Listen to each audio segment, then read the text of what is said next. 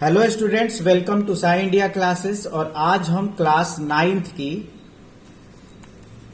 First chapter जो है history की वो पढ़ने वाले हैं। इसका नाम है द फ्रेंच रिवॉल्यूशन।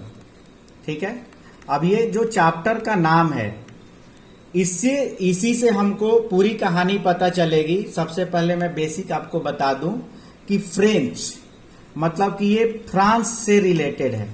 जैसे इंडिया को इंडियन कहते हैं ना, ऐसे ही ये फ्रांस से रिलेटेड है। फ्रांस एक देश है। और रिवॉल्यूशन मतलब होता है क्रांति, हिंदी में कहा जाए तो इसको हम कहते हैं क्रांति। इसमें होता क्या है कि क्रांति अगर रिवॉल्यूशन को अगर हम कहें तो जब बहुत सारे लोग एक जगह पे इकट्ठे होके और एक बड़ा बदलाव लाएं तो उसको कहते हैं हम रिवॉल्यूशन।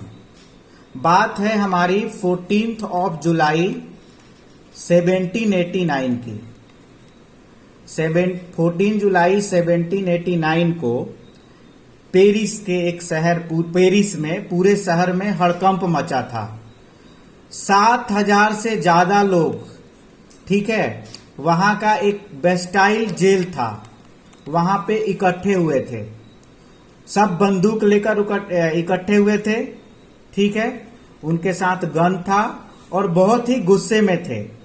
इतने गुस्से में थे कि वहां के जेल में, उस जो बेस्टाइल जेल था, उस जेल में घुसकर वहां के कमांडर को मार दिया। ठीक है, वहां के कमांडर को उनने मार दिया और मार के उसमें जितने भी प्रिजनर्स थे उनको वहां से, जो प्रिजनर्स मतलब उसमें जो कैदी थे, जो बंदी थे, उनको वहां से निकाल दिया और उनको वहां से मुक्त करा दिया। ये लोग आखिर गुस्साए क्यों हुए थे? ऐसी क्या थी कि उनको गुस्सा थी? कौन सी सिचुएशन आ गई कि वो इस डेट को इकट्ठा हुए, बेस्टाइल जेल के सामने कमांडर को मारा और लोगों वहां के कैदियों को वहां से छुड़ा दिया? इसके पीछे अगर हम जाएं तो बहुत सारी चीजें हम समझेंगे अभी। एक्चुअली ये जो जेल पे क्यों, अगर क्वेश्चन अगर पूछे कोई हमसे कि आखिर इस जेल पे ही उन लोगों ने अटैक क्यों किया, क्योंकि ये जो जेल थी ना, वहां के राजा की पावर थी। वो क्या करता था कि जो भी लोग उस किंग के खिलाफ, फ्रांस के किंग के खिलाफ जो भी लोग बगावत करते थे, बगावत मतलब कि उसके खिलाफ कुछ बोलते थे, तो वो क्या करता था, उसको उसी बेस्टाइल जेल में उनको बंद कर देता था। इसलिए ये सारे लोग वहां पे इकट्ठे होके और ऐसे कांड किए। कब किए क्वेश्चन पूछेगा तो 14 जुलाई 1789 को। ठीक है, आप लोगों को समझ में आ रहा है? तो ओके, हम थोड़ा सा इसके हिस्ट्री के बारे में थोड़ा सा पढ़ें कि आखिर ये फ्रांस की हिस्ट्री क्या है। आखिर क्यों लोग वहां पे इकट्ठे हुए, जेलर को मारे और प्रिजनर्स को आजाद कराया? आखिर गुस्सा किसका बात की है? तो अगर इसको हमको समझना है तो इसके लिए हमको बैक में चलना पड़ेगा, हमको फ्रांस की हिस्ट्री के बारे में पढ़ना पड़ेगा। तो अगर हम आपको इसकी हिस्ट्री के बारे में बताएं तो यहां पे आपको लुइस 16 नाम का एक राजा बना। 1774 में लुइस 16 जो है फ्रांस का राजा बना। उसकी शादी हुई। शादी जब वो 20 इयर्स का था तो उसकी शादी हुई। और किससे हुई? तो ऑस्ट्रिया की राजकुमारी, मतलब कि प्रिंसेज ऑफ ऑस्ट्रिया की राजकुमारी के साथ उसकी शादी हुई। और उस राजकुमारी का, उस प्रिंसेस का नाम था मैरिया। क्या था? मैरिया। अब समझिए, एक्चुअली हमको ये चीज याद रखना है। क्यों? क्योंकि ये क्यों बताई हमने? लुइस 16 के बारे में ही बता के छोड़ देते। उसकी शादी हो गई ऑस्ट्रिया की राजकुमारी मैरिया के साथ। ये बात मैंने क्यों बताई? क्योंकि इसकी कहानी में आगे इसका रोल है, ये हमको आगे पढ़ना है। खैर, आगे बढ़ते हैं। बेचारे की तकदीर खराब थी। ये जो राजा था ना, इसकी तकदीर खराब थी। तकदीर क्यों खराब थी? क्योंकि जैसे ये राजा बना, कब राजा बना? तो ये 1774 में जब ये किंग बना, किंग ऑफ फ्रांस बना, उस समय फ्रांस का जो राजकोष था वो खत्म हो गया था। मतलब कि जो फ्रांस के पास जो मनी थी वो इंड हो गई थी। उसका जो राजकोष कह सकते हैं, राजकोष मतलब कि उस फ्रांस के पास जितने पैसे थे वो खत्म हो चुका था, खत्म हो गया था। ठीक है, क्यों खत्म हो गया था तो उसके बारे में आइए हम जानते हैं। फ्रांस का राजकोष इसलिए खत्म हो गया था, और यहां पे आपके 9th क्लास में 5 रीजंस लिखने हैं कि आखिर जब लुईस 16 राजा बना, किंग बना, तो वहां का राजकोष क्यों खत्म हो गया था। इसके 5 रीजन दीजिए। तो पहला रीजन तो ये था कि फ्रांस वाले जो है ना, वार के बहुत शौकीन थे। उनको लड़ाई बहुत पसंद थी। उनकी लड़ाइयां जो है ना ईयर्स तक चलती थी, मेनी ईयर्स तक वो लड़ते थे, जिसके कारण वार में पैसा खर्च होता था और उसके कारण वहां के पैसे फ्रांस का खत्म होने लगा था। दूसरी चीज कि वहां की एक पैलेस थी, जैसे यहाँ पे आपका राष्ट्रपति भवन है इंडिया में, वैसे ही वहां पे एक पैलेस थी, पैलेस ऑफ वर्साइल। इस पैलेस के मेंटेनेंस पे बहुत ज्यादा पैसा खर्च होता था। ये इंपॉर्टेंट क्वेश्चन बता रहा हूं बेटा, इस पे 5 मार्क्स का क्वेश्चन आता है कि आखिर फ्रांस का लुईस 16 जब 1774 में जब किंग बना तो क्या प्रॉब्लम हो गई, कैसे, क्या कारण था कि वहां का राजकोष खत्म हो गया। तो पहला कि फ्रांस को लड़ाई बहुत पसंद थी, वो बहुत सालों तक लड़ते रहते थे दूसरे देशों से, उस वार में ज्यादा पैसा खर्च होता था और उस खर्च के कारण उसकी राजकोष खत्म हो रही थी। दूसरा पैलेस ऑफ वर्साइल था, इसके मेंटेनेंस पे बहुत ज्यादा पैसा खर्च होता था। तीसरा कि एक फ्रांस का उस समय जो इनेमी था, सबसे बड़ा जो इनेमी था, उसका नाम था ब्रिटेन। क्या नाम था? ब्रिटेन जो है फ्रांस का दुश्मन था, और फ्रांस ने क्या किया कि अमेरिका की 13 कॉलोनी को, अमेरिका की 13 कॉलोनी को ब्रिटेन से इंडिपेंडेंस दिला दी। अब यहां पे सबसे बड़ा प्रश्न ये है कि सर ये कॉलोनी क्या होती है? ऐसी तो नहीं कि सर ये एमईएस कॉलोनी, प्रियदर्शनी कॉलोनी, ये कॉलोनी, वो कॉलोनी नहीं होती है। कॉलोनी समझिए, कॉलोनी ये होती है कि जैसे किसी देश पे अगर दूसरे देश का राज्य है तो उसको उस देश की कॉलोनी कहते हैं। फॉर एग्जाम्पल हम जो थे इंडिया, इंग्लैंड की क्या थे? कॉलोनी थे। क्यों? क्योंकि हमारे ऊपर इंग्लैंड का शासन था, उससे हमने इंडिपेंडेंस ली, और अभी 15 दिन पहले हमने स्वतंत्रता दिवस मनाई। ठीक है, उससे हमने स्वतंत्र हुए। उसी तरह से क्या किया फ्रांस ने, अमेरिका की कॉलोनी को, 13 कॉलोनी को ब्रिटेन से इंडिपेंडेंस दिलाई, जिससे कि ब्रिटेन उस पे उखड़ा हुआ था। और ब्रिटेन उस पे उखड़ा हुआ था तो अब इसको इंडिपेंडेंस आपने दिलवाई, तो भाई ऐसे तो नहीं दी गई, जाके बोल दिए होगा कि फ्रांस क्या बोलते हैं, ब्रिटेन, इनको इंडिपेंडेंस दे दो, तो दे दी। वहां भी वार हुआ होगा, तो उस 13 कॉलोनीज को भी खत्म कराने में, ठीक है, इंडिपेंडेंस दिलवाने में वार हुआ, और उस वार में बहुत सारे पैसे खर्च हुए। तीसरी चीज कि उस समय फ्रांस पे 2 बिलियन, उस समय फ्रांस पे 2 बिलियन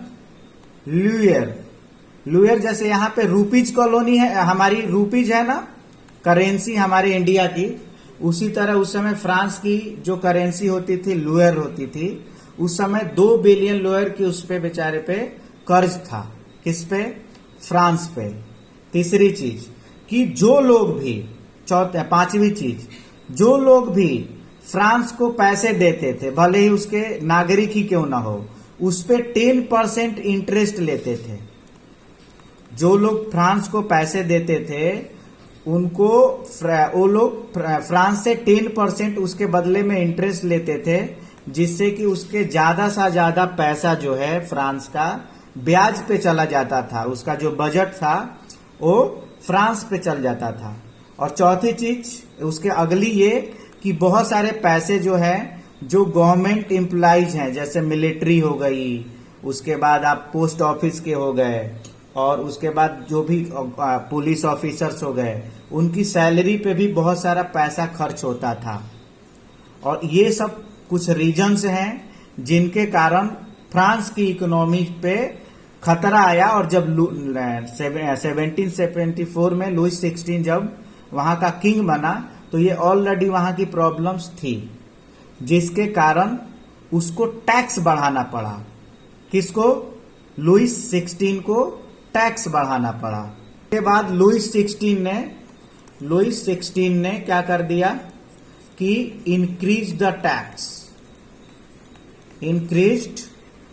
टैक्स, ये लोगों पे टैक्स बढ़ा दिया। क्यों? टैक्स क्या होता है मालूम है ना? हम भी टैक्स देते हैं, आपने पढ़ा होगा जीएसटी। आपके पापा लोग पैसे कमा रहे हैं, वो गवर्नमेंट को टैक्स देते हैं। इंसान का हर एक नागरिक, अगर आपने वॉच खरीदे हैं तो उस पे भी आपने टैक्स दिए हैं। आपने जीन्स खरीदा है, पार्ले जी बिस्किट खरीदी है, पतंजलि का कुछ भी सामान खरीदा है, उसमें टैक्स हमने पे किया है। तो ये टैक्स लुइस 16 ने बढ़ा दिया। और जब भी किसी पे टैक्स बढ़ाओगे तो वहां की जनता नाराज तो होगी ही। चलिए और भी थोड़ा समझ लेते हैं कि उस समय फ्रांस की सोसाइटी कैसी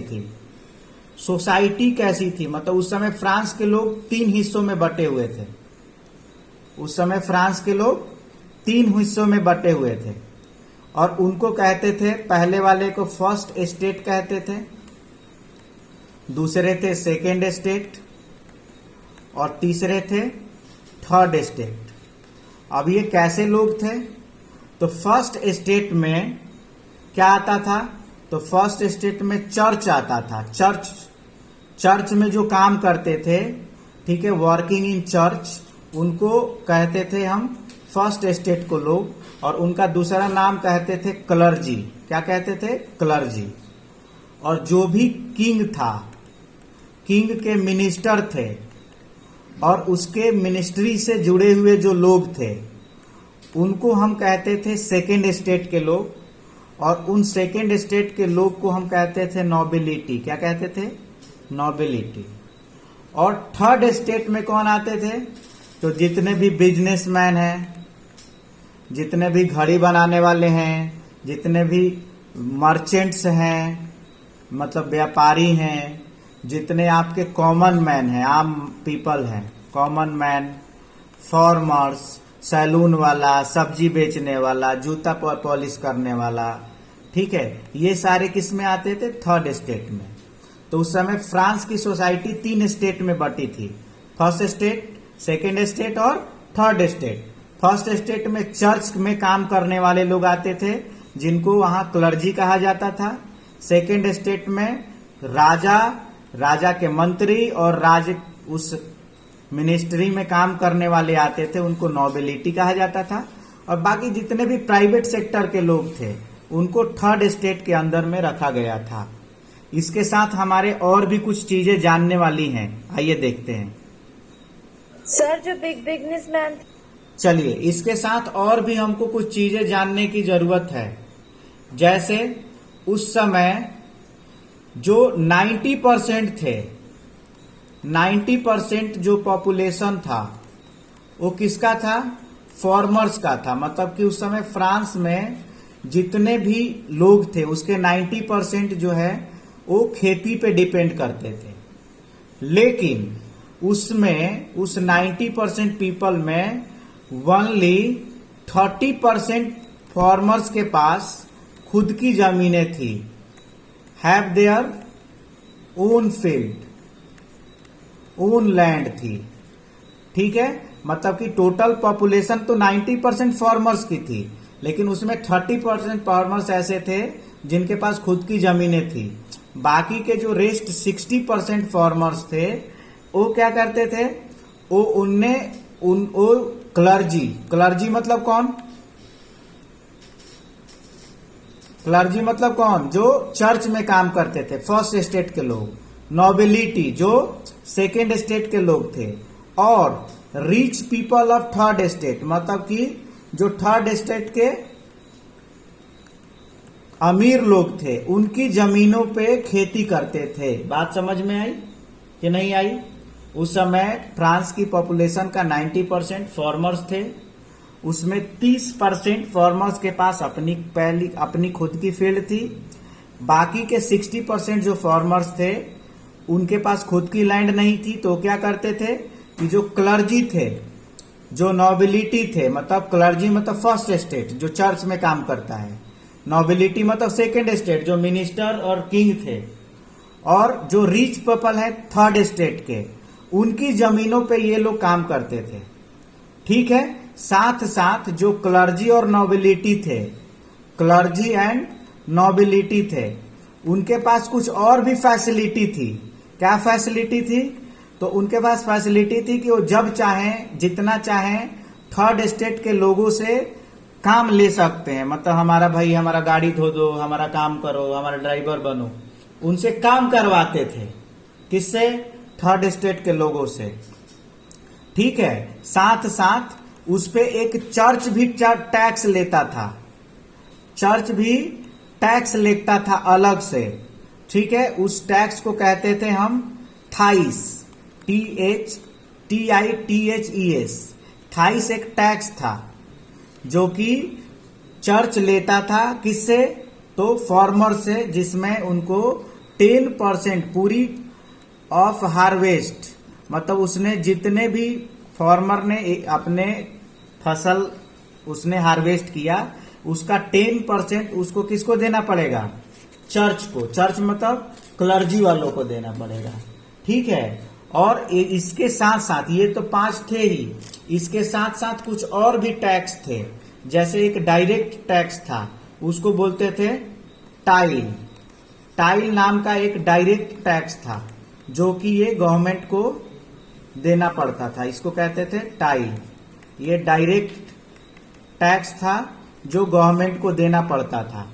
ठीक है, अब देखिए और समझिए, 1715 की अगर बात करें तो फ्रांस की जो पॉपुलेशन थी उस समय 23 मिलियन थी। 23 मिलियन मीन्स 2.3 करोड़, इससे ज्यादा तो दिल्ली की पॉपुलेशन है। ठीक है, ये 1789 में, मतलब जब लुई 16 राजा बना उस समय ये बढ़ के 28 मिलियन हो गई थी, मतलब 2.8 करोड़ के हो गई थी। अब क्योंकि पॉपुलेशन बढ़ गई, तो पॉपुलेशन बढ़ेगी तो फूड का क्या होगा? डिमांड बढ़ेगा, फूड का डिमांड इंक्रीज होगा। साथ साथ क्या हुआ कि रिच लोग जो अमीर थे, rich became more richer, and गरीब और भी गरीब होता गया। इन सब एक को क्यों? क्योंकि गरीब पे तो इतने टैक्स लगे हुए थे, और साथ साथ एक सोने पे सुहागा ये हो गया, कहते हैं ना कि एक गरीबी में आटा गीला होना, कि उस समय सूखा पड़ गया। सूखा पड़ गया मतलब सारी फसल बर्बाद हो गई, और जब सब फसल बर्बाद हुई तो उस समय फ्रांस में ना खाने के लाले पड़ गए, और इस चीज को कहते हैं सबजिस्टेंस क्राइसिस, या फिर क्राइसिस भी कहते हैं, सबजिस्टेंस क्राइसिस। इस पे क्वेश्चन आता है। इसमें क्या हुआ कि फूड और मीट के दाम एकदम क्या होने लगे? आसमान छूने लगे, और ज्यादा से ज्यादा पैसा देने पे भी फूड और मीट नहीं मिलता था। ठीक, कुछ खाने को नहीं था, नथिंग टू ईट। भूखमरी की स्थिति आ गई। क्यों? क्योंकि एक तो खजाना खत्म हो गया था उसका, बहुत सारे मैंने बताया कि उसको पैलेस पे मेंटेनेंस पे खर्च करना पड़ता था, सैलरी देनी पड़ती थी। उसके बाद क्या हुआ कि पॉपुलेशन बढ़ा तो टैक्स भी इन लोगों ने बढ़ाया गरीब लोगों पे। अब अमीर लोग तो और अमीर हो गए, लेकिन गरीब लोग क्या हो गए, और गरीब हो गए। और एक साथ ऐसा हुआ कि सूखा पड़ गया। अब पूरे फ्रांस में कुछ किसी को खाने को नहीं मिल रहा था, ठीक है।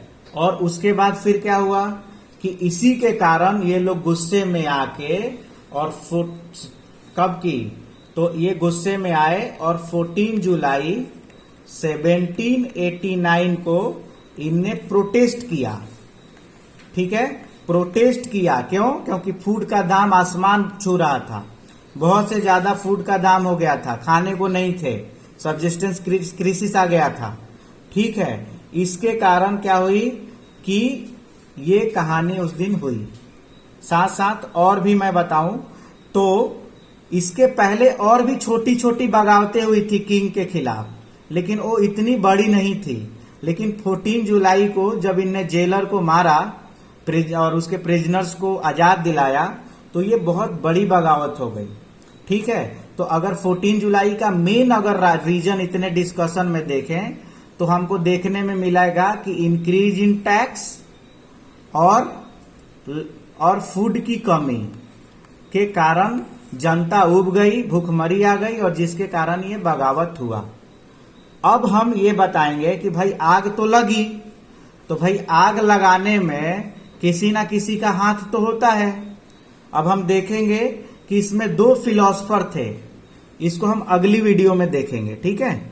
God bless you.